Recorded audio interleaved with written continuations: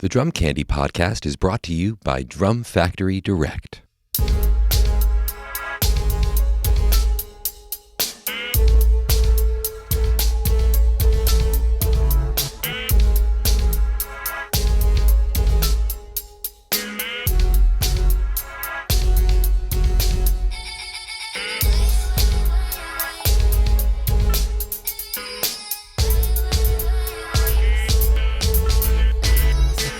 What's up, everyone? Welcome into episode 9 of season 2 of the Drum Candy podcast. This is your host, Mike Dawson, coming to you from Drum Factory Direct in Pittsburgh, Pennsylvania. That intro beat is the same as last week's intro beat because, well, first of all, because Patrick just killed it. That was Patrick's submission for the Drum Club project a few months back, where he manipulated one of the beats that we provide, one of the loops that we provided, put it on his own layers.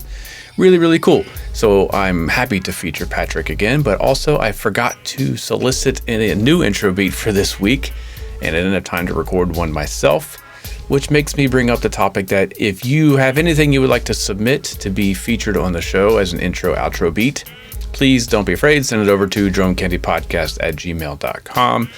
Include just some info about what you're playing, the gear you're playing, maybe the composition, if you have music that you're playing to. Just make sure it's not copyrighted music. We can't drop in anything that has copyright protection, but if it's your own thing or just you playing drums, shoot it over to drumcandypodcast@gmail.com.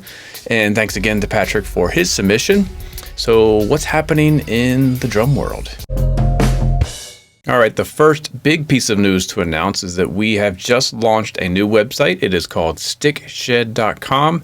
It is, as you would expect, it's a place for you to buy drumsticks and mallets and brushes and accessories.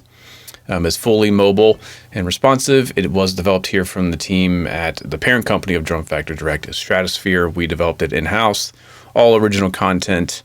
I'm adding some educational stuff regularly. I think there's 3 lessons there now, plus a general resource on how to help you pick the right drumstick for your purpose. And it's a pretty extensive selection. We have pretty much everything from Vic Firth and ProMark, Invader, and we've got a bunch of head sticks on there. We've got, tons of accessories. So go over there, check it out, create an account, make an order if you have something you need, and definitely let me know if there's something that you want that you don't see. Like I said, the catalog is pretty extensive, but I'm sure there's some SKUs that haven't quite made it yet. So we'll be happy to order anything that you might need. Yeah, so go check it out. We're really stoked about it. It's fully responsive, so you can now order on your phone a lot easier. Stickshed.com. Go check it out and let us know what you think. As far as some new releases that you might want to check out if you haven't already, I'm going to limit myself to just a couple each episode rather than last week. I feel like I went totally crazy and overwhelmed myself and probably you with too many things to check out. So I've got 2 things here. The first one, the legendary fusion band Yellow Jackets put out a new record. It's called Parallel Motion. This features the always amazing Will Kennedy on drums. Will was not the original drummer in the band. I believe it was Ricky Lawson. And then by the 3rd record, I think, was when Will joined. He did a long tenure, and then the early 2000s, he stepped away. Marcus Baylor did a number of years, I think almost 10 years with the band. And then Will Kennedy came back. So this is a really fantastic record. Again, it's called Parallel Motion.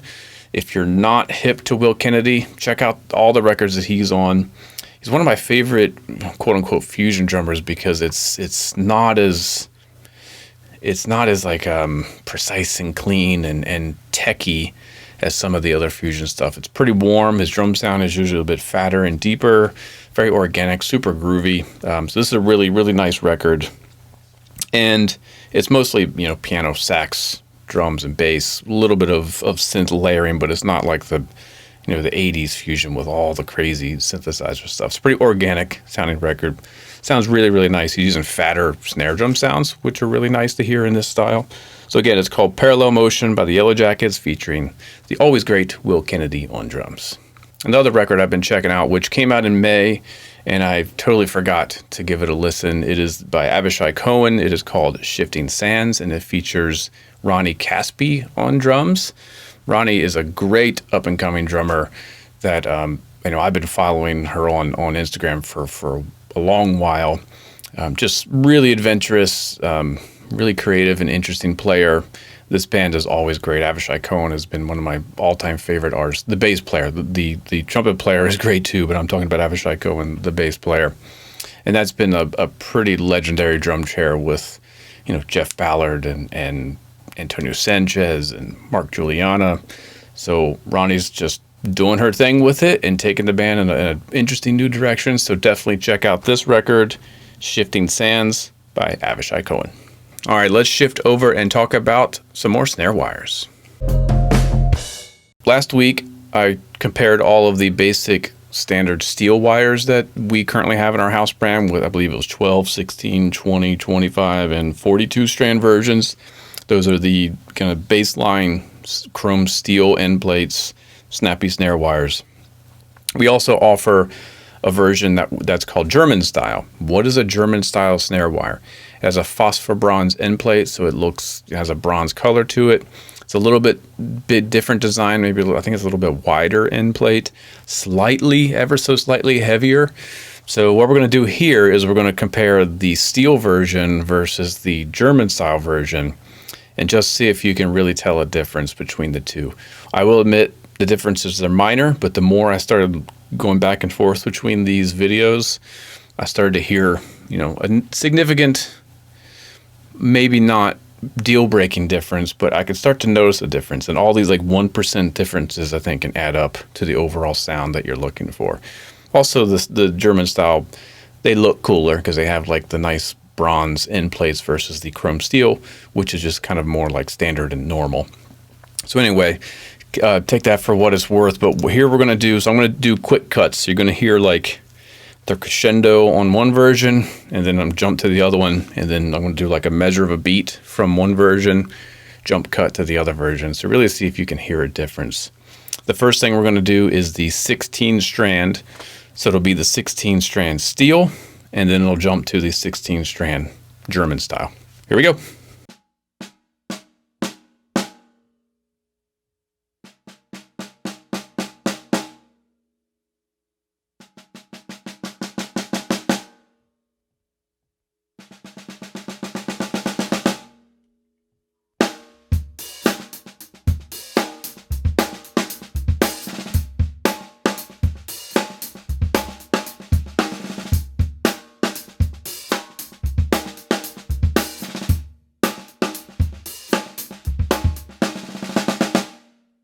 All right, now that we've got your ears kind of tuned in to what you're listening for, try to listen past any minor tuning differences. I tried to tune these drums identically, but it's going to be tiny little bits of overtone. Just listen to the density of the snare sound, the length of the note, how fast they're responding. Let's move it up. So we're going to go up to the 20 strand now. So again, it'll be 20 strand steel, and then jump to the 20 strand German style.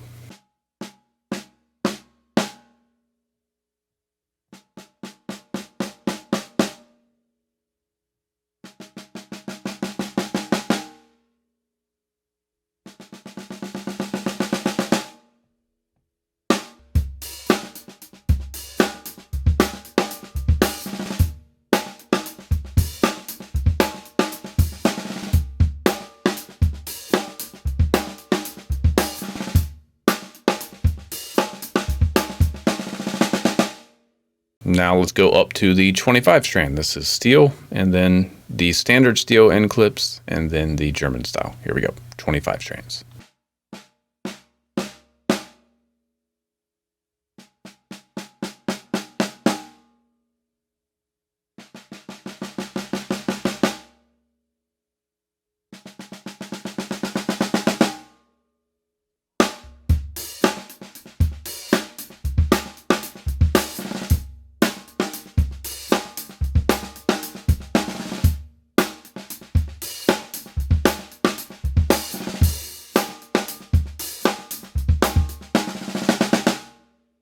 And then last but not least, we've got the big boy. This is the 42 strand steel, and then the 42 strand German style. So all of the German style wires, if you're going to look for these on the site, you can find them under the snare wire category, but they all have the model number SWG, so Snare Wire German, if you're going to look for those, versus the regular steel, which is just SW. So SW 1442 for the steel, and then SWG 1442 for the German style. I think the more wires you get on these, the more you really start to hear the difference. I actually tricked myself when I was listening back now. By mistake, I listened to the German first and then the steel, and it really flipped my ear. So I'm starting to hear the difference. Does it really matter? That's for each of us to decide, but here we go. This is the 42 strand steel and then the 42 strand German style.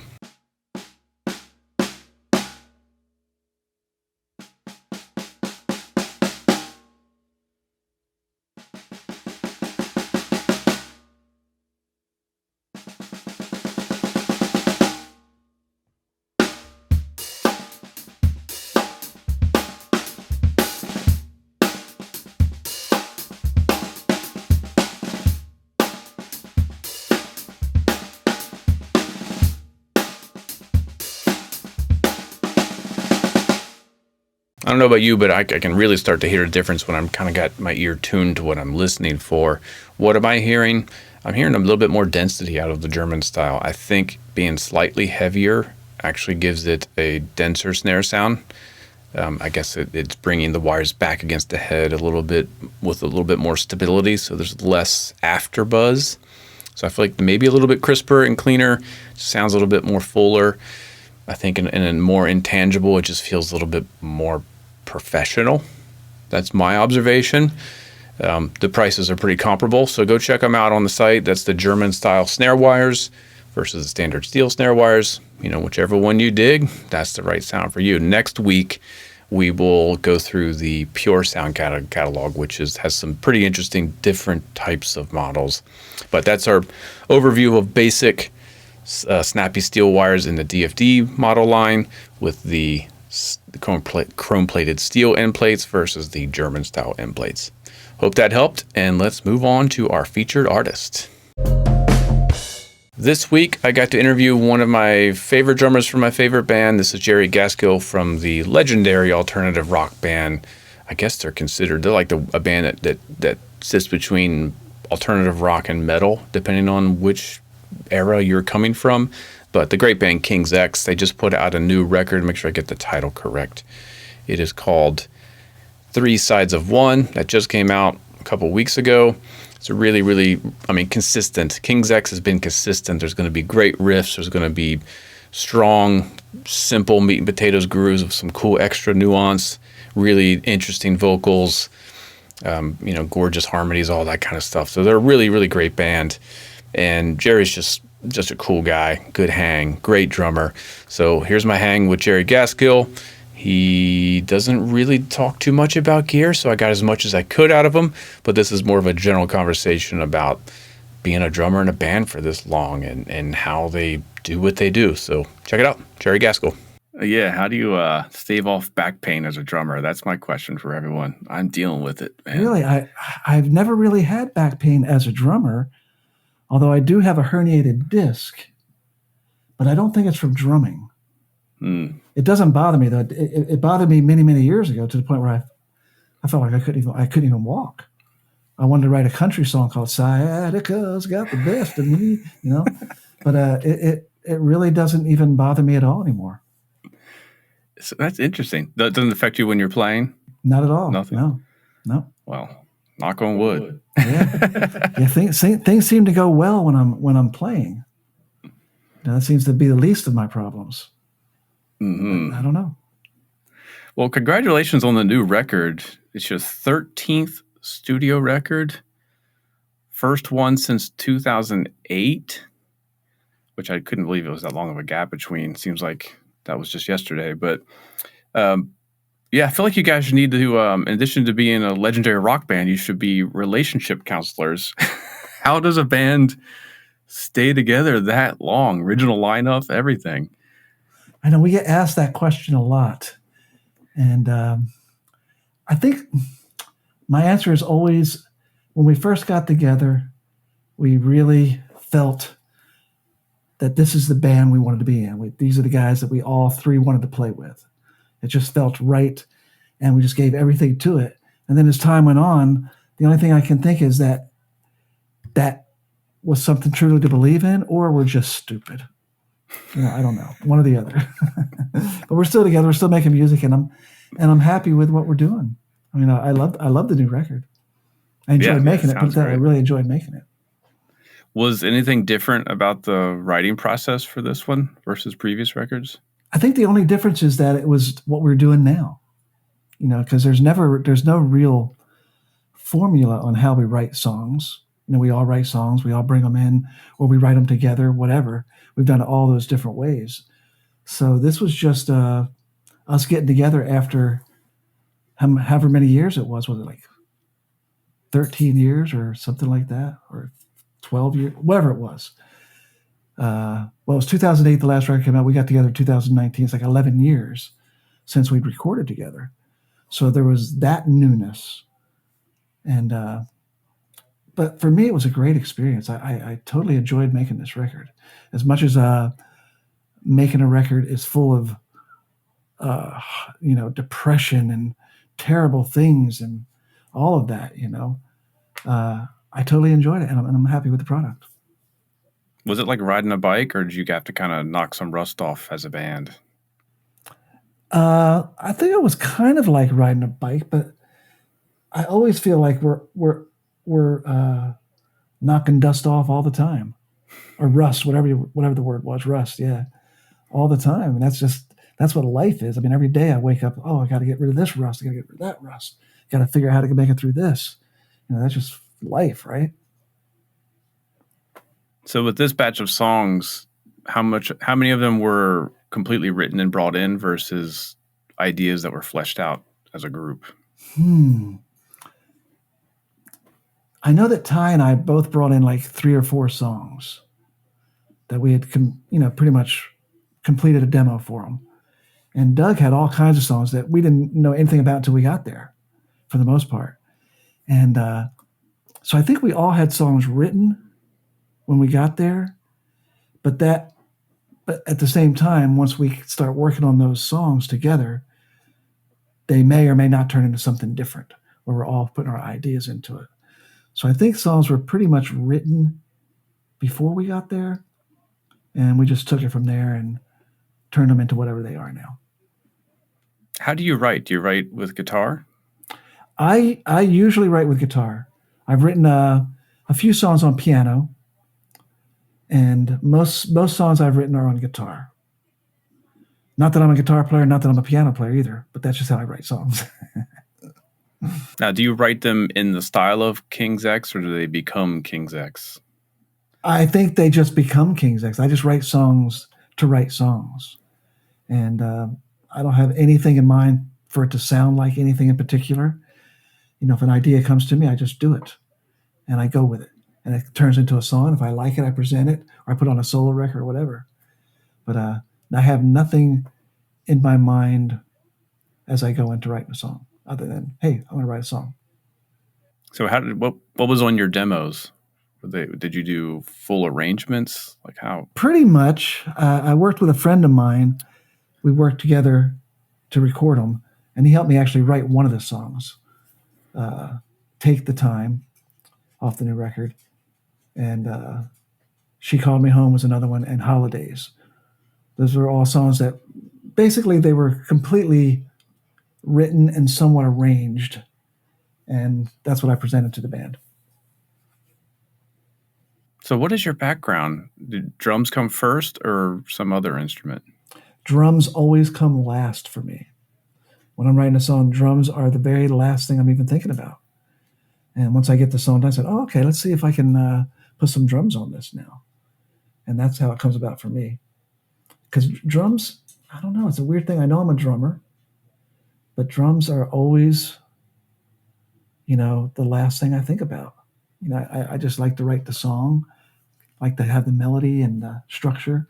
And then if drums fit, they fit. And hopefully I can make that happen. Have you had any songs that drums didn't fit? Yes, I have some songs there are no drums at all. Like Take the Time, when I presented that to the band, there were no drums on that one at all. But we ended up putting drums on it. Because when we were in the studio, I just thought, hey, I think I should play this with some brushes, just some nice soft drum things happening. And I think it worked out really well. And there's a lot of songs on my first solo record that have no drums on them. or a few songs, two maybe three, whatever. So So when you're presented with songs from the other guys, first of all, are there drums on them, or do you offer input? Like, I'm curious of the dynamic of having three songwriters in a band. Well, most likely when a song is brought to us, it has, all the parts on it for the most part. It usually has drums, programmed drums usually. And once you hear something like that, at least for me, it's always hard to get those ideas out of your head, because that's what you're listening to. And you're thinking, even if you feel something different, that still just kind of seems to be stuck there in my head. But I try to put myself into it and, make it feel more like myself, which I think I do, because I think whenever I play anything, even if I'm trying to play it exactly like somebody else, it still ends up sounding like me for some reason. So there's that. What little changes do you make? Is it nuances, or is it bass drum patterns? What ends up shifting? It could be all of that, yeah. It could be nuance is a good one. Definitely nuance. But like, for instance, there's a song called Swipe Up on the new record. There's also one called Flood Part 1, where Doug is very into Meshuggah. And I remember when he played the demo for Swipe Up, and ended up being Swipe Up. We kind of changed it around a lot. But when I first heard that, I thought, oh my God, that's great, Doug. But, I don't play drums like that at all. That is not what I do. And I was excited and fearful at the same time, thinking, oh my God, what am I going to do with this? I don't play like that. And it ended up me not playing like that at all, which I think is great. I think Ty at one point said, just play it like you would play it. Play it like Bono might play it, which I did, and has a completely different feel now, and I can get behind it. It's me now. It's me playing drums, and it became a King's X song. Have you ever played double bass? I did when I was a teenager. Then I quickly got rid of that. I never felt like a double bass player. All my favorite drummers play the same setup that I use right now, except for Carmine. Carmine was a favorite, and he used double kick. Who are some of your favorites? Well, Ringo was definitely a first favorite. Buddy Rich was a first favorite. Then from there, John Bonham is a favorite. Don Brewer is a favorite. Carmine Appice is a favorite. And I always say, if I had to choose perfect drumming, it would be John Bonham and Buddy Rich somehow melded together into one drummer. And to me, that would be absolutely perfect drumming.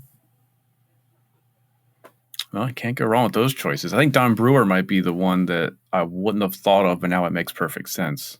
Being a singing drummer in a rock band. Sometimes I feel like I play most like Don Brewer. That's interesting. I was trying to think this morning, like, who does Jerry sound like? And I should have thought of that. But like I said earlier, if I try to sound like somebody, like if I try to do something like John Bonham or anybody, it always just ends up sounding like me. I don't know if that's a good thing, a bad thing, or whatever, but it's just the thing. That's the way it is. Let's talk about the gear you used to record. What was the kit? Well, actually, when I got there, Michael Parnan, and we did it at Black Sound Studio, which is Michael Parnan in Pasadena, I think it was, or somewhere in LA. And he had a kit there. I said, well, let me just try that kit. And that's what I end up using for most of the record, except for Take the Time. And I used a Dixon kit, which is what I normally use live, and whenever I play, I use Dixon, and that's what I used on Take the Time with the brushes and all, which I thought was perfect. But all the other songs were the house kit from Michael Parnan. I don't even remember what they were. Was it your normal sizes, or was it something different? Yeah, basically my normal sizes. Although I only used one floor tom. I usually use floor toms, 2 floor toms. And but they sounded good. They felt good. I said, hey, let's just do that then. We're making a record. Let's use what's working. We would use like a different snare for every song practically. We'd try to get the sounds that felt right for each song. So we worked quite a bit on this record, make it what it is. Were the snares at the studio, or did you bring in your own? There were some snares there. Greg Bissonette brought in some snares for me, which was very nice. And I remember he brought a snare for me to use on the Ear Candy record many years ago. And I ended up using that on the record. And he told me once he heard the record and heard that snare on there, he can never play it again. So he just gave it to me. And now it sits in my basement with all my other snares. Do you remember what drum it was? It was a Slingerland. It's a Slingerland. No kidding. Yeah. What were the snares on this record? Do you remember them? Oh, man, I don't. I am so not a gear guy that I just don't even think about that stuff. If it feels right, if it sounds right, I go with it. So is the process just grab a drum, however it's tuned, try it. If it's cool, use it. If it's not, get a different drum, or were you retuning? That's exactly what we did. We tried different snares, and because we felt the vibe of the song, we thought, hey, this might need a deeper snare, to get that kind of tone. And we tried. If it didn't work, we tried to tune it. If it did work, then we'd go with another snare until we found what we felt worked. Interesting. Yeah. I'm always curious, in what is it that makes you say that's the right drum for this song? For me, a lot of it is feel. Things have to feel right for me. But when you're making a record, you have to consider the tone as well. And I depended on Michael quite a bit when we were getting sounds. If it felt right, I thought, hey, this feels good. And he would say, hey, yeah, that sounds good. That's going to work with this song. And we go with it. What about live? Do you carry multiple snares, or you roll with one? That'd be a good question for my tech.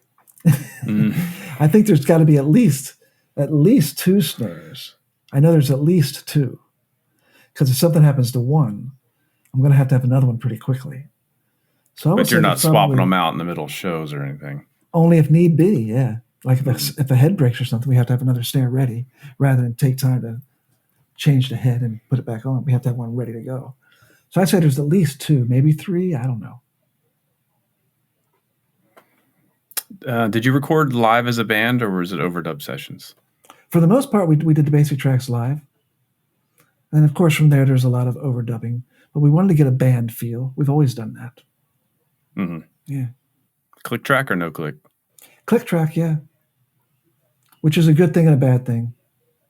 Because it keeps the groove there, yet at the same time, it can hinder the feeling inside of the groove, if that makes any sense, because there's not much room to waver when you're playing with a click. There's a very, very small margin that you can waver or get around when using a click. And I think I use that a lot just to get the feel. Because if it's right on the click, I don't know if anybody plays right on. Maybe they do, but right on, you might as well just use a drum machine or just program it. Because it's not going to have a feeling to it then. It's just going to sound like, programmed drums, right? Mm-hmm. Unless you're like an absolutely incredible drummer that plays perfectly in time all the time. Which I don't know. Now, what about earlier records? Do you always use a click, or is this a more recent thing? Yeah, from the first record, we've used a click, yeah. I think there's a couple songs we didn't use a click, like I think Moan Jam off of Faith, Hope, Love, we didn't use a click on that. I think the end of Visions off the first record, we didn't use a click for that. But for the most part, yeah, we use a click. What about live? Never live. So have you felt that the tempos need to change when you play these songs on stage in front of a crowd? I don't know if I feel they need to, but I'm sure they do. I start songs the way I feel them, and hopefully it's not too fast or too slow. Sometimes it is. And sometimes it isn't. Sometimes it's right, sometimes it's wrong, but you go with it. What are you going to do, right? Yeah. So you don't have a metronome on stage that you start off with or anything? I do not. Feel? Maybe I should, but I don't. That's great. Yeah, I've not done a lot of things I probably should. Are you guys going to be touring this record? Yeah, we've done 3 shows already. Which were the first 3 shows we've done in 2.5 years. Mm. And I just remember thinking, man, I don't even know if I can do this anymore, if I even want to do this. I think we were all nervous about it because it's been so long, and we learned new songs off the record. And as soon as I got on stage, it's like, oh my God, this is what I do. I think I'll continue doing this. It was nice to see the crowd out there. It was sold out in New York. It was actually incredible, and it reminded me of who I am, which was a very, very good thing for me because I was losing myself, man. Through this whole, I guess, the pandemic and the change in the world. I mean, everybody's been through it, right? And it just got to a point where I just didn't know what to think or feel anymore. Right felt wrong, wrong felt right. Everything in between was like, I'm sure we all felt that way, but I only care about myself. That's all I have to deal with. What did you do to I care about other people. What did you do to occupy your time creatively over the past 2.5 years? Well, what I did, I've been threatening for many years that I'm going to build myself a little studio at home so I can record other than just GarageBand. And during the pandemic, that's exactly what I did. And I spent a lot of the time just writing songs and recording them and learning how to operate all this Cubase and stuff, which was absolutely incredible for me. I'm very glad I have that now. So is there a solo record in the works? Oh, there's a solo record in the works, yeah. No doubt about it. I don't know when, but it's coming.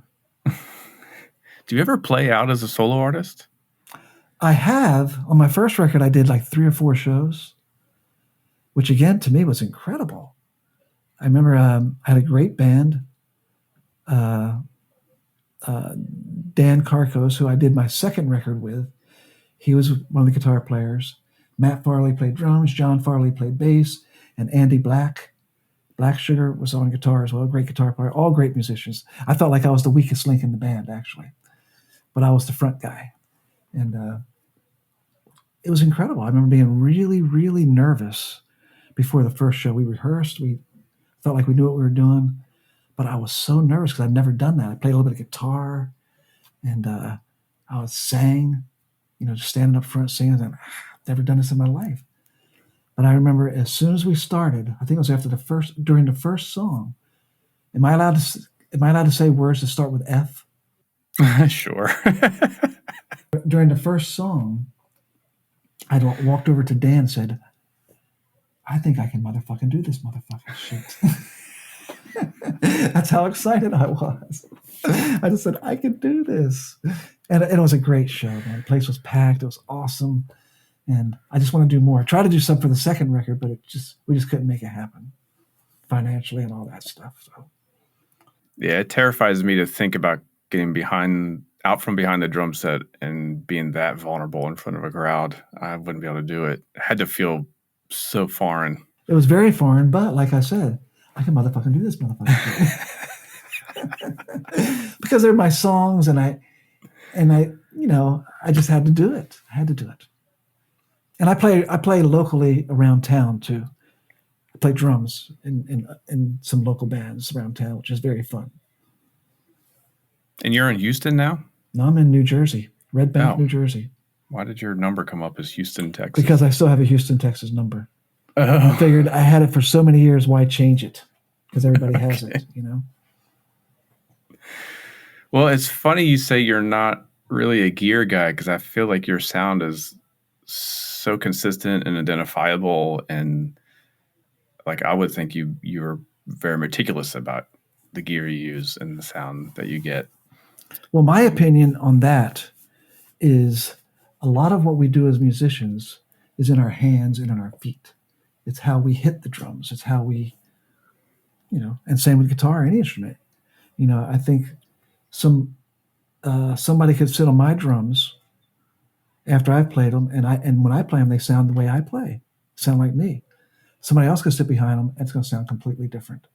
So I personally think a lot of it has to do with what's inside you and how you hit them and how it comes out.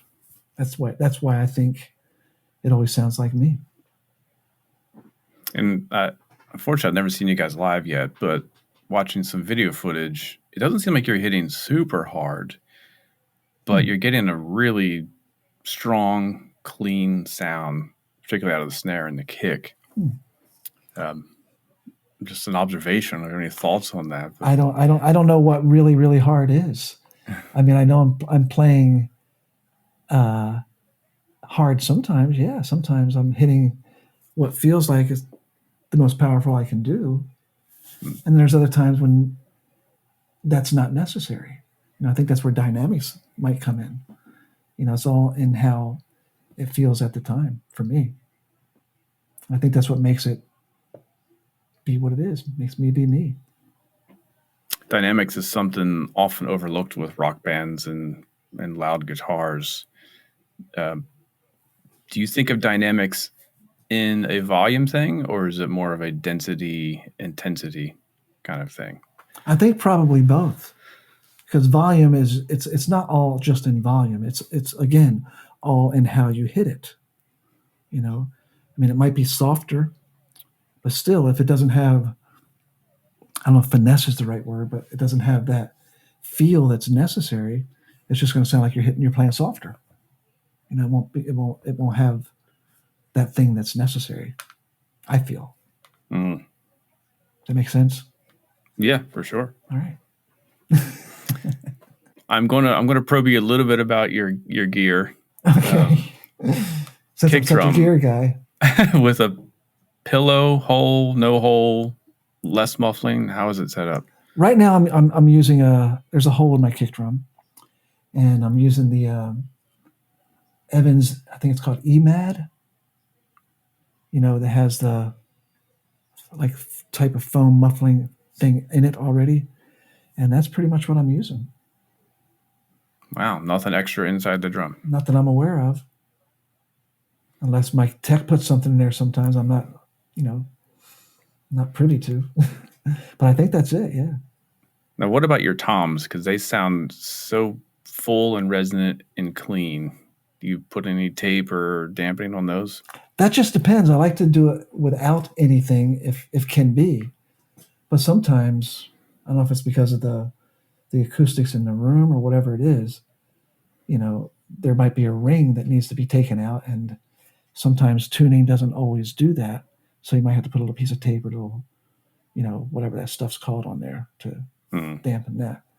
So basically whatever it takes to get the sound that works for the front of house and for me is what we do.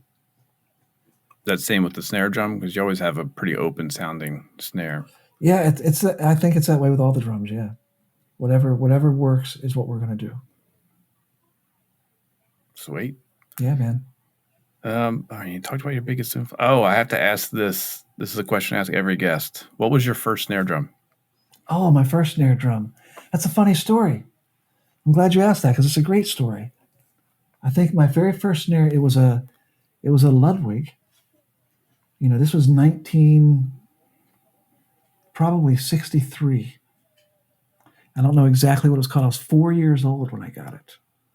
So if I was 4, it was probably 1961, maybe 1961 or 62. And I remember I wanted it more than anything in life, is to have a real just a real drum of any kind. And my dad went to the store to get it for me. I remember staying home, and he comes back home comes up to me and says, "Jerry, I'm really sorry, but I just wasn't able to get the drum." And I remember I just broke into tears. I was just profusely crying. It's like the worst thing that I could ever imagine that could have happened to me is that he goes to get the drum, he comes back without it. And then he says, "Could you go out in the car, and I left something there. Could you go get that for me?" And I walked out there. It's hard for me to tell the story almost without crying. But I walk out there, and there it was sitting on the front seat of the car. I was like, oh, yeah. And that was one of the greatest things. That was my first snare. 4 years old, huh? I remember I had a toy kit before that. And I thought, drums are the answer, man. I can get girls with drums, because there's a picture of me. I think I'd fallen asleep or something behind my kit, my toy kit. And there's this little girl standing right next to me, real close. I'm thinking, all right, this is the answer. So what was it that got you even interested in the drums? I really don't even know. It's like this is what I've always done.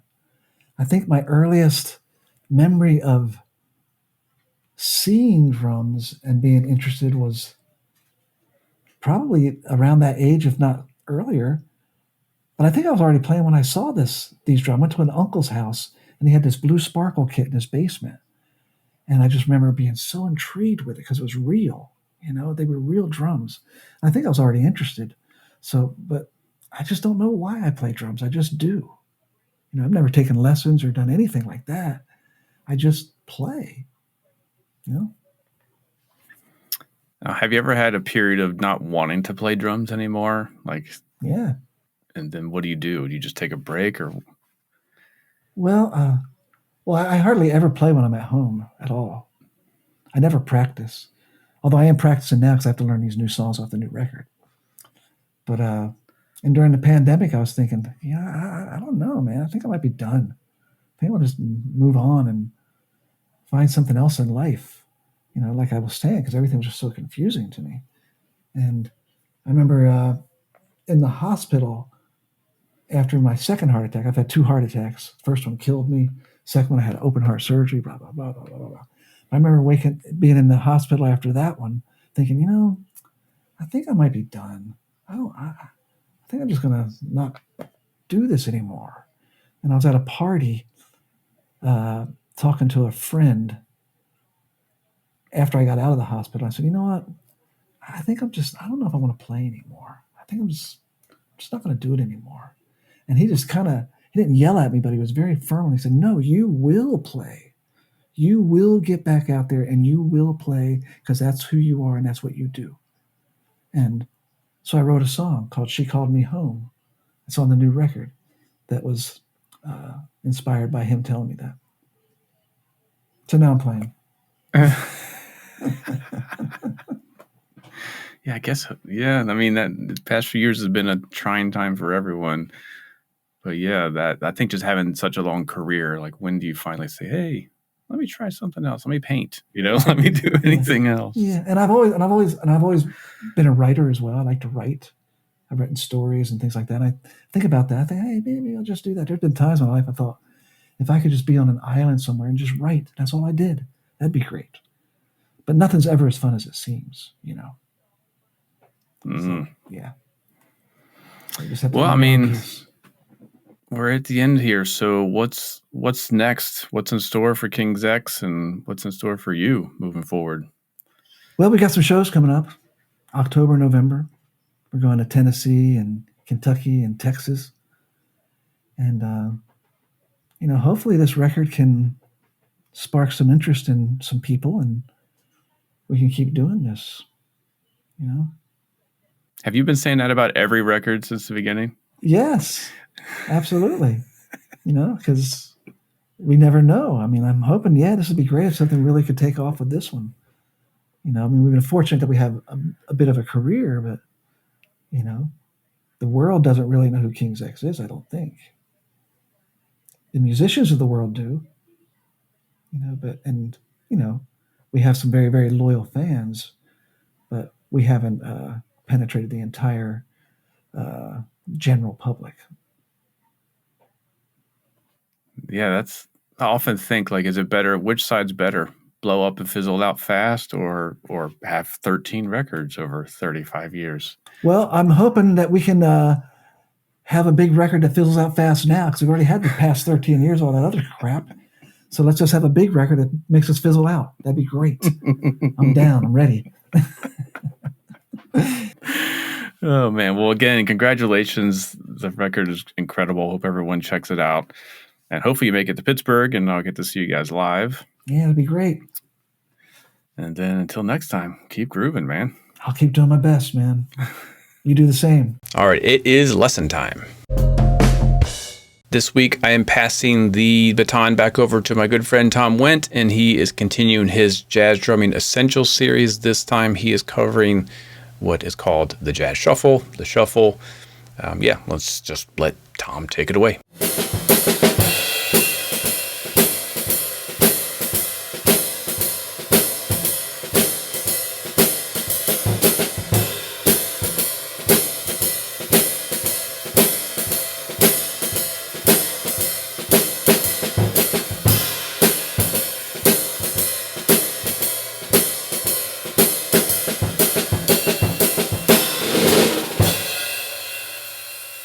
Hey everybody, Thomas Wendt back with you once again for Drum Factory Direct. Welcome back to our ongoing series on some of the basic fundamentals of playing jazz music. We've covered a bunch of stuff so far, and in today's lesson, we are going to be talking about one of the most important and essential grooves in the jazz idiom, and that is the basic shuffle rhythm.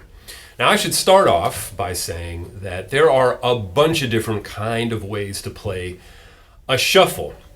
And today we're going to be dealing with what has sort of emerged as the most commonly heard and accepted way of playing a shuffle in jazz. There are a bunch of other ways. We might deal with some of those ways in future videos, but today we're going to be talking about what's sort of the most common way of doing this. And this groove sort of emerged out of the music that was developing in the early, mid, and late 1940s. I'm talking about sort of the first R&B or rhythm and blues music. This is music that emerged from a bunch of different places, really, in this country. Cities like Kansas City, Missouri, of course, Chicago, and even other cities like Detroit, Michigan, Cleveland, Ohio, Philadelphia, Pennsylvania, and right here where I'm from in Pittsburgh, PA. This is a very essential groove to playing this music. Now, what it really is an enhanced way of playing basic jazz time, as we've talked about before, where you're playing the ride cymbal, feathering on the bass drum, the hi-hat on 2 and 4. But with a shuffle, we're adding a backbeat on beats 2 and 4. And we're sort of kind of sliding in and sliding out of those backbeats with the left hand. The left hand is really the key player in this groove, since we've already talked about how to play swinging time on the drums. Now, this music, this early R&B music in the 1940s, which would sort of give way to the new rock and roll idiom of the 1950s, this groove was sort of the essence of this rhythm and blues music, this new music that was happening. Groups like Louis Jordan's Timpani 5, Joe Morris's groups, Johnny Otis and his group. These are just some of the groups where this rhythm was featured prominently. There were many, many groups that were utilizing it. And as I said, it's one of the most important in the music.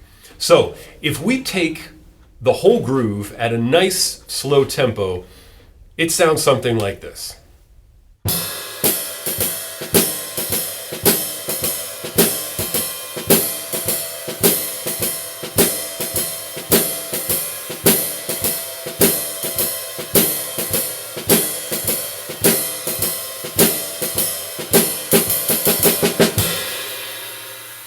So that's basically what the entire groove sounds like, and I hope you could see and hear that it's very, very similar to just standard swinging jazz time playing. Again, the left hand is the key player. I'm basically playing a continuous stream of swinging eighth notes, da, do, da, do, da, do, da, do, da, do, da, do, da, but I'm accenting beats 2 and 4, and the other notes are not quite ghost notes, but they're quite soft, accenting 2 and 4. So if we just isolate the left hand at that same sort of medium to slow tempo, this is what I'm doing with just the left hand.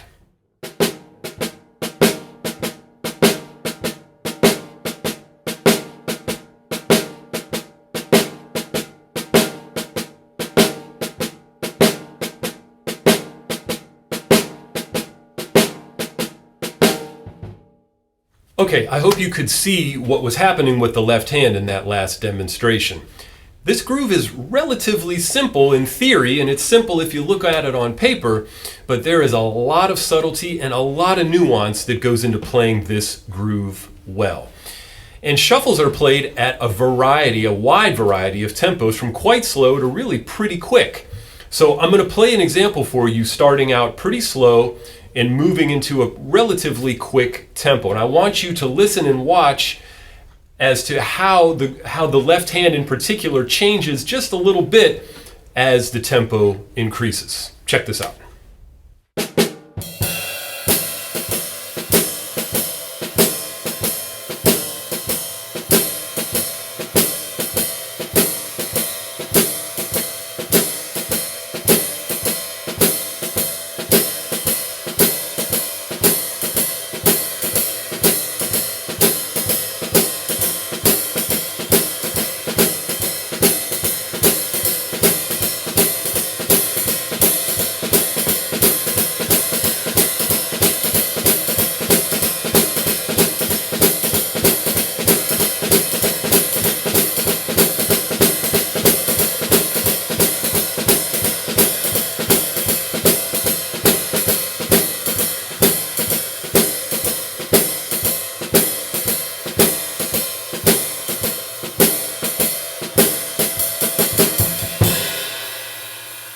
I hope you guys were able to see what was happening with my left hand as the tempo was increasing and then as it was decreasing. The thing you want to keep in mind is, as the tempo increases with a shuffle, you want to try to maintain that nice light swinging feel, and you do that by not trying to muscle out all of those notes with the left hand. You want to keep it really light. I'm really using a combination of the arm, wrist, and fingers to do this. And I'm trying to keep my arm nice and relaxed. As the tempo gets up, the left hand should actually get a little bit quieter so that you can sort of maintain the lightness of it, okay? With a little bit of practice, you'll be able to do it. It might take some time. Now, to give you sort of a practical, real-world example of this, check out this clip. This is from a gig that I actually played just last night. We ended up playing a medium-tempo shuffle blues. So this is sort of what the groove sounds like in context. Check this out.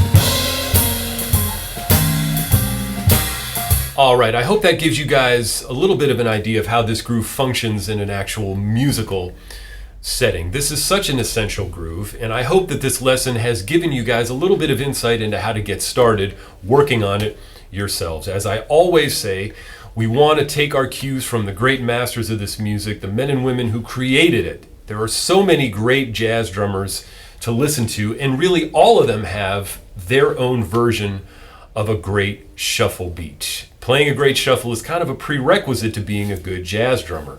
And there's so many different drummers to learn from. Some of my favorite drummers when it comes to playing shuffles are masters like Art Blakey, Billy Higgins, Grady Tate, Mickey Roker, O.C. Johnson. There are so many to learn from, and I hope you enjoy the process of assimilating this music and this groove and listening to these great masters. What you want to remember is anytime you're playing a groove on the drums, regardless of idiom, it should make people want to dance. Your time, your groove, your feeling should make people want to move. It's one of the most important parts of playing this instrument. Hope you guys have enjoyed it. I look forward to seeing you next time. Thank you so much for joining me today. And as always, stay safe and stay close to the music. Take care.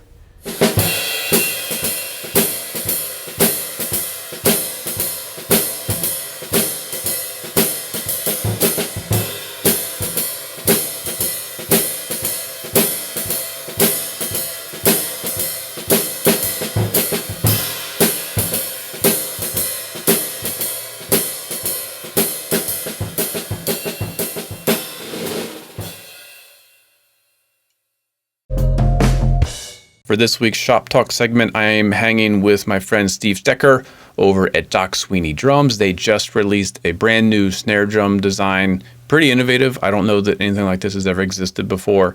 I've certainly never seen it. They're calling it the HolloCore. I'm just going to read the press release so I don't get any of the details wrong. But this is a pretty awesome new innovation. So HolloCore series snares. The hypothesis was a HolloCore shell will produce a more resonant and fat-sounding snare drum. That's what Steve envisioned, and then they sought to design this. So the design consists of a solid batter and resonant bearing edge sections with a hollow core made of thin internal and external walls that slip into joints on the bearing edge sections. They audio tested several variants of the design, including different bearing edges, shell thicknesses, lug layouts, and species. And the outcome of those tests was the new HolloCore series snare. Its specs is a 14-inch drum, 6.5 inches deep, with a 3/4 of an inch thick maple stave shell with 30-degree rounded bearing edges. There are inlays that are the connecting points between the hollow core and the solid bearing edges. They're using modern tube lugs that are mounted on the top and bottom inlays. Die-cast hoops, but they will also offer 3mm triple flange. They come with an Aquarian Super Tube batter and a classic clear snare side head, an Indy strainer, 16 Strand Wires, a hand-rubbed oil finish, and they have some just suggestions for tuning and all that. But I got one into the studio here to test. I took it over and to the big room and did a bunch of tuning tests from what I would think of medium high all the way down to super low. We'll drop that in at the end of the interview. But I wanted to pick Steve's brain about, how did this come to be, go from a thought of an idea through all the testing and then how they kind of settled on each of these components. So it's all very specifically chosen. So why 16 strand wires? Why die-cast hoops? All that stuff. So let's get to it with Steven Stecker of Doc Sweeney Drums on the new HolloCore series snare. What's new with you? I'm just recovering I had a total hip replacement in August. Oh, wow. Yeah. So I was actually up and walking the same day of the surgery. And then 4 days later, I was in the studio working on drums. Oh, but it was somewhat uncomfortable, to say the least. Now I'm back up. I mean, it's so much better than it was pre-surgery because it was so painful just living with a bad back. And now, I feel 10 years younger and look 15 years older. Well, you can even those out eventually. Yeah. But no, it's actually great. And I've had a ton of things in design, the HolloCore being one. And we had spent the last roughly 9 months doing all kinds of testing and research into it. I came up with this concept of the hollow body. Thinking of hollow body guitars, come up, well, can we do it? And if we do it, what are going to be the tonal implications of trying to hollow out a core, going with the assumption that I was going to create a punchy, fat sound just by lowering the mass of the shell itself and creating these really thick bearing edges, which are going to hug the hoops and the heads. So getting more control. And, we tested different thicknesses. We started at a half, we went to 3/4, we tried different bearing edges and all kinds of things. And the result, we really felt good. We tested it in the studios in Nashville and down here in SoCal. And so after several iterations, and I think we tried 10 different batter heads and combos. We finally came up with the version that we like. And that's the one I sent to you. Mm-hmm. Also working on, which you'll see soon, is a Lugless Drums Kit. What? Yeah. As a matter of fact, I'll show you. I don't know if this will work, but can you see it? Oh, yeah. It looks like an unfinished drum set. Yeah, it's a finished drum set. It has no lugs. The spurs are actually built into the hoops, and the tom brackets for the floor toms are built into the hoops, so there's no tom brackets. The strainer actually sits on a hoop as well, so the strainer, nothing's drilled into it. They're the most resonant things we've ever built. We actually handmade those aluminum components. We're now finding, it was a lot of machining and CNC, but they sound really good. That'll be the next crazy dock thing you'll see in about a month. But I just been in being the mad scientist and testing out all these different theories, and really, really stoked with the HolloCore because it's just much more feasible to produce on a mass production basis, where these one-off kind of interesting lugless drum concepts would take a lot more and be able to mass produce them. We have the patent pending for the technology that we put together, and they sound tremendous. But it's just a matter of, do we have to go offshore to have these aluminum super rings made, or can we find somewhere in, Keokuk, Iowa, or Pennsylvania, or somewhere other than California, to have those parts made? And if we do, then you'll see more of those. But that'd probably be the next thing on your hit parade to take a test drive on. I think blow your mind. The actual spurs snap. They're spring loaded, so when you want to snap them back, they snap right into the hoop and total circle. You just load them in the bag and you're off and running, so you don't have to put anything on. It's really, really a resonant drum set. I mean, they just went. That's kind of fun, and we're doing all kinds of different exotic species that I've run across. So, it's been the busiest year we've ever had. That's good. We've been shipping a ton of stuff to Canada, a ton of stuff to Europe, into Asia. So, we're in Holland and we're in Switzerland and we've been in France, and now we're in several countries in Asia. So, I don't know, it's gone from this Doc-and-I's little party activity, as retired people, and it's kind of just picked up pace, which is cool. We're still young enough to do it for a while and then hand off the reins to someone else, because with all this money I've invented in patents and invested in patents and everything, someone ought to take over. It's not going to be my kids. They're law degrees and other things. They're like fucking drums, There's no money in it. Yeah, there's no money in it, that kind of thing. I'm like, well, yeah, there's not a lot in it, that's for sure. But yeah, it's just kind of always looking for a sound, always testing the boundaries. I've got another wild thing in my head that I dreamt up last night, which will be a whole different bearing edge setup. And I'll elaborate a little bit more later. I'll send you some pics, but it's along the lines of some of the I think they're called flanger snares from the 20s and 30s, where they had this brass piece that went in the middle of the drum, right underneath the bearing edges. I was thinking we could do something like that in wood and just see how the sound comes out. And then we test it with different portholes in it. We're also testing what we would do if we enlarged some sound ports in the current Holocore as well. So having a smaller to the exterior, but having bigger portholes and seeing what kind of sound that produces. So those are things on the horizon. Wow.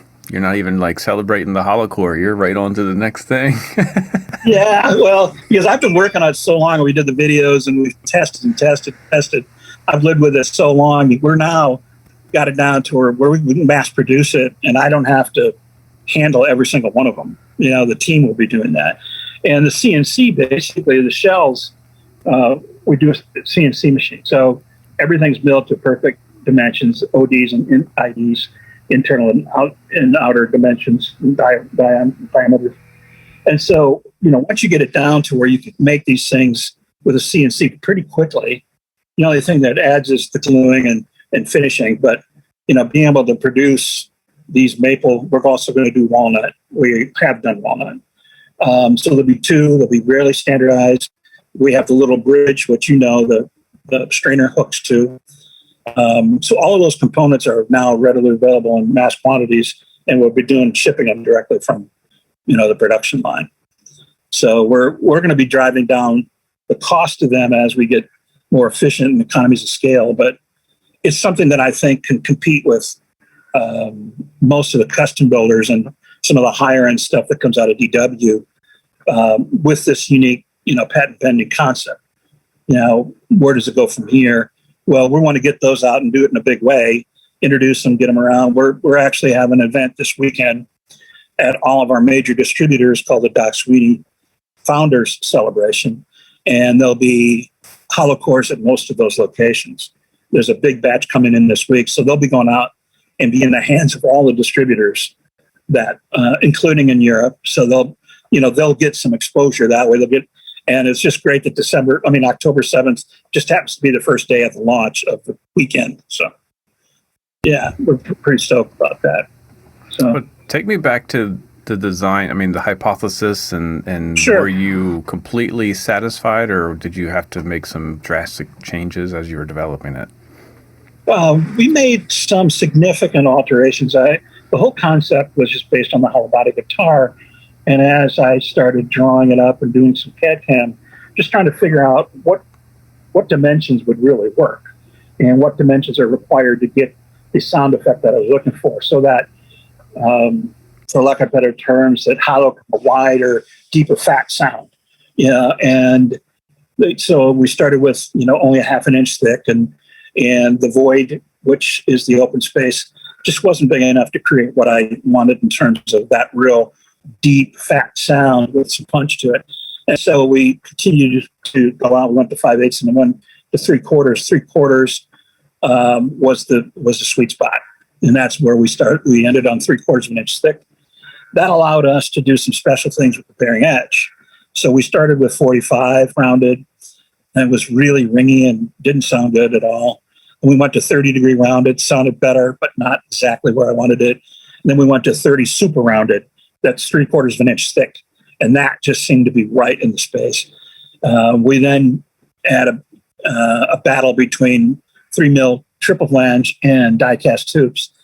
Both are definitely usable on it, but when we came up with the idea, let's get a drum out there where it can be fat and tuned at multiple levels and not have to have a lot of muting or muffling going on.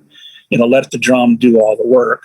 And that, with the die cast, gave it the most control. And in some instances, it might be too much control. Therefore, we've got the backup, which is 3 mil triple flange, which gives you still that fat sound, but it allows you to do, a little more openness for those that want a much more open higher end. The higher end in any of these drums tends to be a little bit choked off the higher you go. But you throw a triple flange on and you extend that range quite a bit. So that was the biggest thing. Like I said, 9 months worth of design iterations, and we put more effort into this than anything else we've done in terms of a snare drum offering. So we're really pleased with the results. We had it in the hands of some studio people. So we let a number of doc artists and other studio people mess with it and play with it and record with it and send us their files and their feedback. And that was all taken into consideration when we finally got to the modern, the Holocore that you see today. Why 16 strand wires? Did you mess with different options? Yes, that's another thing we did. We went the full gambit. We went from 16, 20, 24, 25 from one user, and 30. And what we got down to is we felt that of all of the different tests that we ran on all those different strand varieties, that 16 gave us enough of the snare sound, the sizzle, if you will, and that was just in the right kind of sound that we were looking for. So it was letting more of the drum and that fatness of the drum come out than, for example, with 30 strand, you're getting a heck of a lot of snare buzz and some sympathetic snare sound as well, just with so many wires. So we just thought, if you were going to want to hear the tone and the sound of the wood and the drum itself, we go with the 16, which still gives you, a nice sizzle, but it's not overwhelming in sound. So yeah, that was tested. Those varieties were all part of the various iterations and testings and recordings. Do you have a favorite tuning for this drum? I tested it from medium high down to as low as it can go, and it was all great. So do you have a spot that you think is ideal for it? Yeah, the spot ideal for it is, we think that with the Reso side, about a medium tuning. So not really cranked up, not really low. Medium tuning gives you much more versatility with battered tuning. We think that in the deep and mid areas, it performs quite well. Those that intend to use it for some more of the high-end crack with punch and would most likely go with the triple flange, 3 mil triple flange, and or possibly a different head. We thought that the head, being a very thin 2-ply, gave us the best kind of response and didn't over control the drum. So for example, Evans an HD generic dryer, or even a Power Stroke 3, or all the different versions of controlled snare heads felt that we didn't want it that controlled. We wanted to leave it open, and we wanted it was most likely going to be a drum that a lot of power hitters are going to use, and therefore we thought the 2-ply was a good option. And we think that the Super 2 Aquarian gives it quite a wider tuning range than if you go with a certain control head, which when you get up in the high, it really becomes just absolutely dried out. So we think that the right head combo is there. But yeah, I think people will crank it up even with the current structure, the current head and hoop combo, and really like it. But it's just, drier than my tastes. Like just a little bit more of it opened up, and that's easily handled by changing heads. Now, is there any, I'm thinking of like what would be the concerns for a customer? Any potential risk of this shell not holding its form over time because there's a big space in it? Yeah, no, that is also been part of a lot of the testing and moving stuff around. Because it is actually sitting, the inner components, the inner walls, if you will, the hollow core, rest on a large computer generated milled, if you will, edges where there's a fairly substantial joint that goes into both the top and bottom.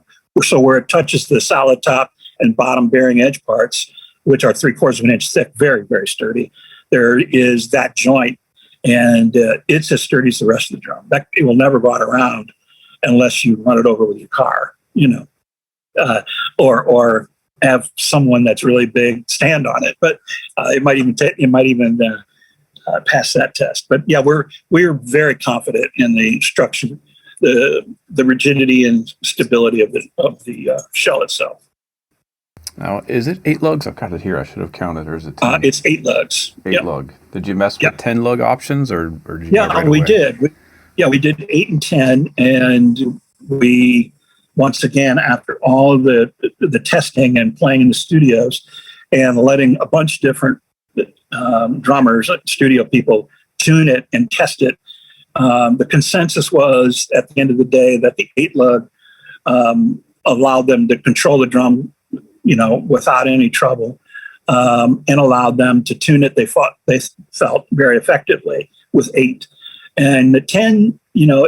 It's fine. It's just a little more controlled, but really it was unanimous of all the testers that the 8 lug just opened it up a little bit more and gave it that really deep, fat gudge kind of sound that that our original intent is to have a big, fat throated drum, and 8 lug helps that. 10 lug, as a matter of fact, 8 lug with the diecast really is a fat, controlled sound, not overly controlled, I think.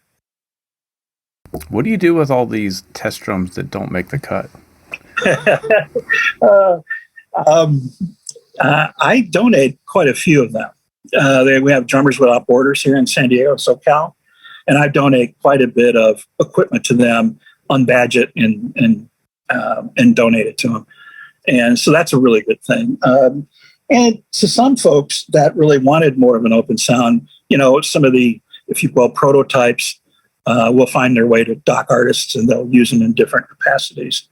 So yeah, there's nothing, as my mom would say, well, you'll have fancy firewood, otherwise, big supporter. No, actually she is, but yeah, I think we try to find homes for all of this stuff. And, whether it's donating it to schools, that's fine. They're not going to sit around here in my studio because I always put more junk in right behind it. Something new's got to happen right behind it, right? Have you ever messed with 6 lugs? What's that? You ever messed with 6 lug drums? Yes, as a matter of fact, I have. Made a couple steam bent maple 6 lug drums. I thought they were great. They sold right away. I thought they were really good, but that's kind of one of those things where people are really leery that the 10 lug is the thing to do with your snare, 10 lug, and I go, well, look back at some of these student models from the 40s and 50s and 60s, and some other models that are only 6 lugs, really open, really cool jazz soundy things, and yeah, we've made them, but there just really hasn't been much of a demand for it. So. I probably will make another one, but the ones we did make, we knew the types of individuals that would go after them, and they were more of a kind of the jazz performance type of thing, where it was, just a really open sound for brushes and everything else. It sounds really good that way. You mentioned you did a walnut version. Are you going to do any other sizes, like an 8-inch deep or a shallower drum or different diameters? Initially, in the initial production batches, which are a couple of batches, a couple of tranches that are underway, they're all going to be 14 by 6.5, just to maintain standard and get up in economies of scale. We definitely are going to go to an 8-inch deep one that we'll probably call the super fat Holocore or something, but that will be a monster. What I'm also going to do is make a couple toms the same way. So ultimately, we're going to make a test kit using that same concept for everything. But yeah, we're definitely going to go deeper. I think going shallow is not really feasible because you end up having a space that's hollow that's just negligible. I mean, would be 1.5 inches or an inch, and that's really not going to accomplish anything. It'll sound just like a solid snare, I think. At least theoretically, it would sound less different. But going to an 8-inch depth snare with this concept just gives you that much bigger void, and it's going to give you a much lower end punchy sound. And we're definitely got that on the hit parade. That's going to be out before the holiday season. So I have to put a bow on one and send it to Pittsburgh. I mean, the kit, that sounds crazy. That kick drum will be like sub bass. It'll be thunderous. Yeah, Well, it won't need much. I mean, you won't need much more than that. I don't know if you'll even have to mic it. It'll be pretty loud, Wow. I mean, I thank you for sending me the drum. I had a lot of fun messing with it. I compared it to four other drums. I had a solid single ply maple. I had the red oak that from you guys. I had a vintage style 3-ply with a big poplar core. And a 12-ply maple. And when I tuned them all up identically, as best as I could, it was closest in timbre to the 3-ply, surprisingly, than the solid maple. Like there was an openness to it that was like, oh, it's a little bit more in that world, but then it had just a lot more sound to it. Yeah, I think it's the combination of the big mass at the actual striking area. So you've got a pretty significant mass there at 3/4 of an inch thick, right? And roughly 1.5 inches deep.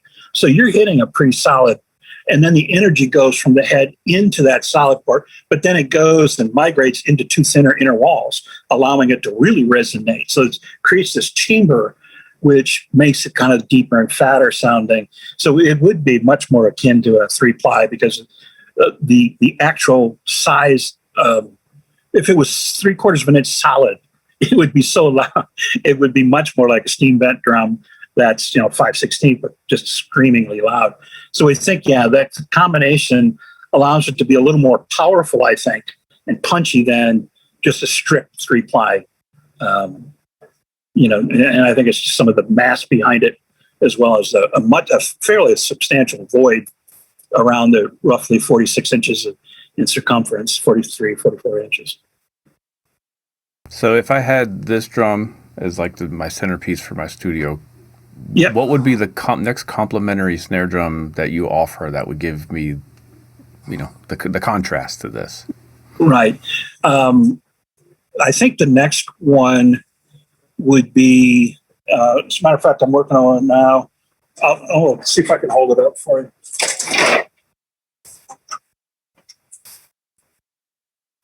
Oh, This is solid. This is a 1/2 inch thick, solid maple, and in this case, figured burl maple. It's 14 by 4, 1/2 inch thick, and it'll take the paint off the walls. It's extremely articulate, but the crack. That drum's called crack, but it really does have. So whether it's a side snare or something you want, just to have there for mad accents, that's one really good option. I do think we're running a bunch of elms as well, elm drums. Elm, steam bent elm, so 5/16 of an inch thick, very warm, and I think one of the best tonal woods that we work with would be mellower than the Holocore. So warm, very warm and mellow.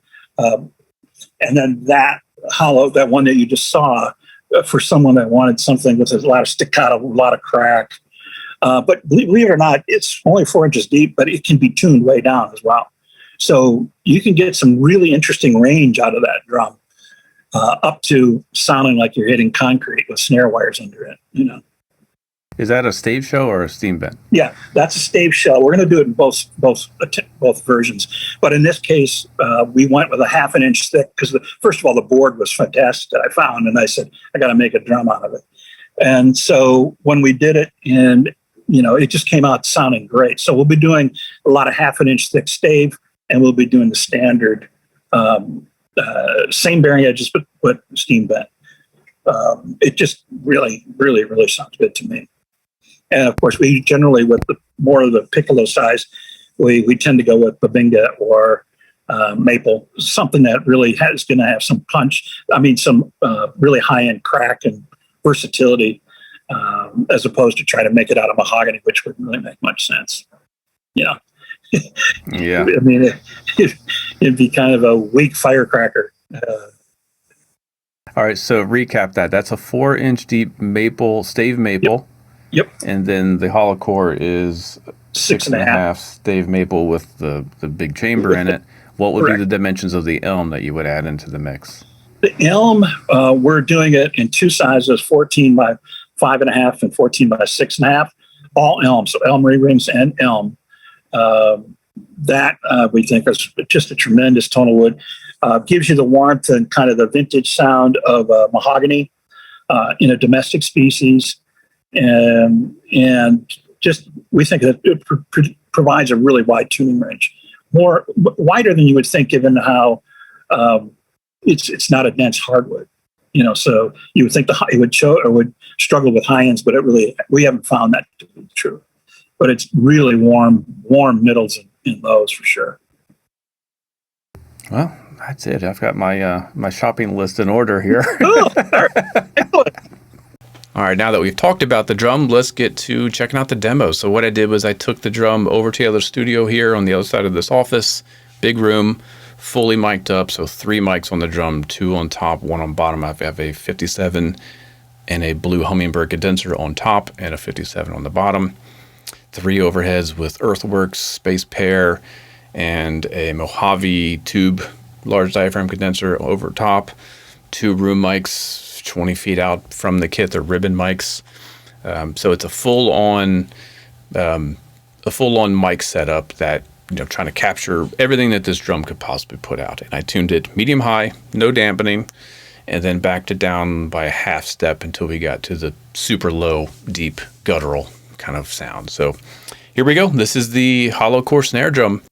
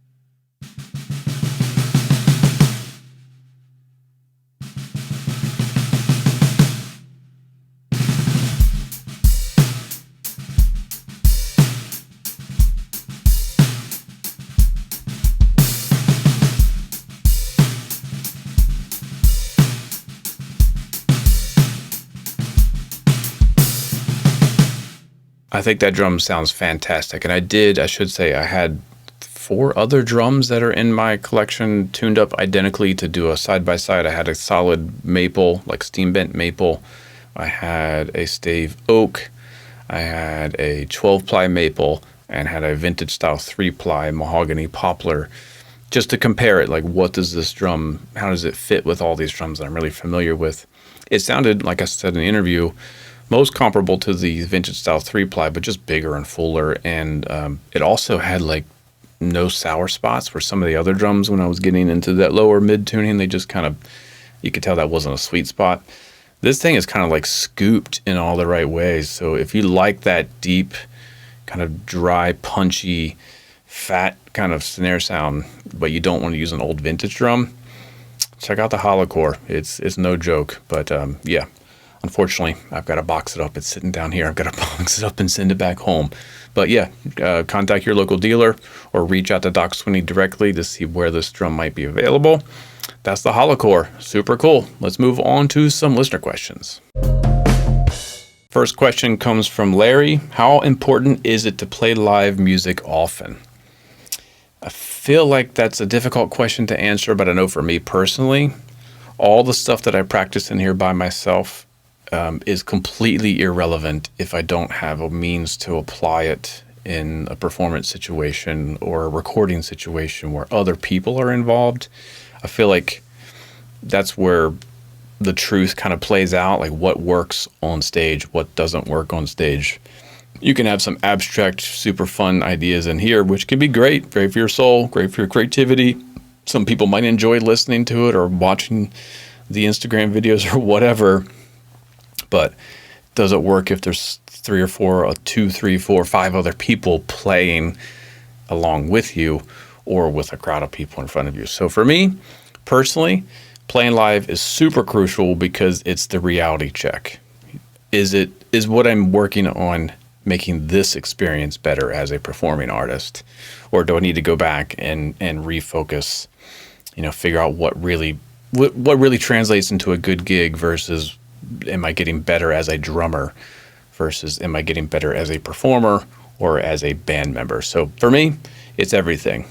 For you, if you're just having fun at home, I still think you should try to play with people, but it's each situation is different. But I'll say again, for me, playing live is the ultimate kind of truth barometer. Here's one from Nick. Brilliant or traditional cymbals? I don't have a preference. I tend to go to traditional finished cymbals just because I don't want to have to even think about cleaning cymbals ever. And sometimes brilliant cymbals with fingerprints, it can, until they get completely dirty and they start to patina and tarnish and become their own thing, it doesn't look so great.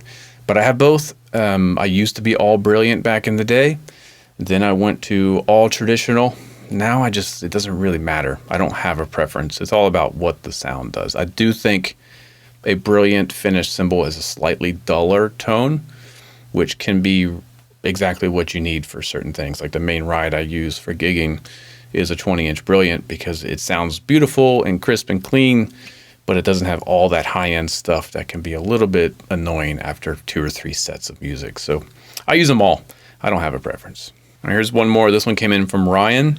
With something like the Gadaments, the book by the great Steve Gadd, interesting. So with something like Gadaments, where the goal tempo is far off from what I can achieve, would you stick with it until you hit the tempo, or consider alternative exercises to build your skills and then return back to it? That's a good question.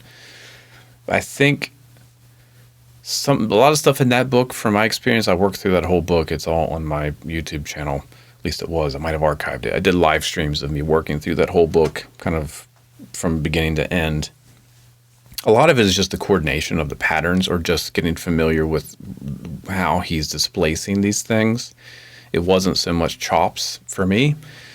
So it took me a few minutes to figure out the patterns, and that's what kind of kept me from achieving the goal tempo.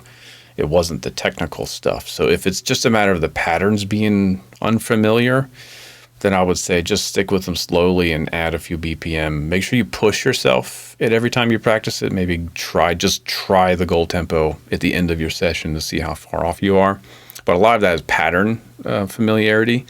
But if it's more of a technical problem where you just don't have the reflexes yet to play whatever it is that's in that exercise, that's when I would go back. So in the case of Gadamans, he's focusing on rudiments. So if it's a Radamacue or a flam tap or an inverted flam tap, I would isolate that actual rudiment, go, the classic way of practicing this stuff from super slow, gradually increase the tempo to your max speed, hold it there for, 30 seconds or whatever, and then bring it back down just to get the rudiment itself ingrained into your reflexes and your muscle memory, because you're not going to be able to apply those rudiments to musical phrases until you have the rudiment itself kind of mastered. So that's what I would do in that particular case, would be isolate the rudiment that's being utilized, make sure you can play that up to speed, and then just spend some time figuring out what's the pattern, how's he displacing it, what's the permutation of the exercise itself, and then it should all kind of come together. Hopefully that helps. If you have any questions you want me to answer on the show, shoot them over to drumcandypodcast@gmail.com.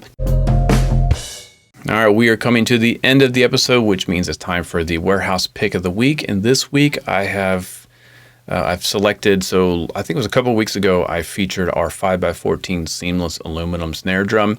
And there were a few people who said, hey, put out a 6.5 version of this and I'll buy it. Well, we actually have 6.5 by 14 spun aluminum shells. They're not complete drums, but they are pretty much ready to go. They are pre-drilled for 10 tube lugs. We're specifically saying the TU 150 lugs is the ones that will fit. It comes with holes, you can attach your strainer. All the holes are already cut. The bearing edges are there. So you just need to get your parts and put it together. And what's interesting about this particular shell is it has two beads. So rather than a center bead, Ludwig style, it's got two beads so it divides the shell into thirds. Pretty interesting looking drum. I did put one together for us to demo, so we're going to drop that in here. So yeah, if you want to put together your own drum, it's not super expensive. The shell is $221.29. And then you can buy all the components to put together your own custom drum, or you might be able to repurpose some stuff you already have from an old drum that you're not using. The model number is SL046514C2B. But if you just go to the site and look under drum shells for aluminum, you'll see it. It's a 6.5 by 14 spun aluminum shell with double bead. That's our pick of the week, and here is my demo.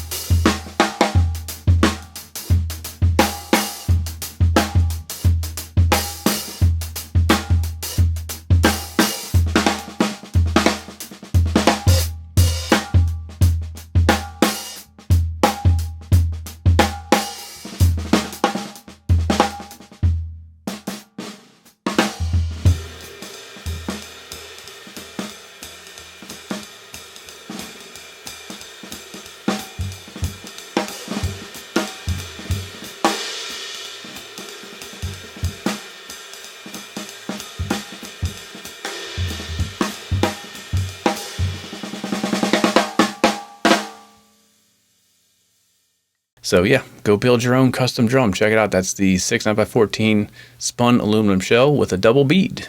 That is it for this week's episode. Like I say every week, if you do enjoy the show, head over to your Apple Podcast app or iTunes or Spotify or wherever you're getting the show and give us a 5-star rating. Make sure you're subscribing to our YouTube channel if you're not already. What else? Go over to stickshed.com and buy some new sticks. Let us know what you think of the site. Go check out all the shows on the Drum Click Network. And yeah, Patrick's going to send us off again. Get your intro beats in, drumcandypodcast@gmail.com. And we'll see you next week. Have a good one.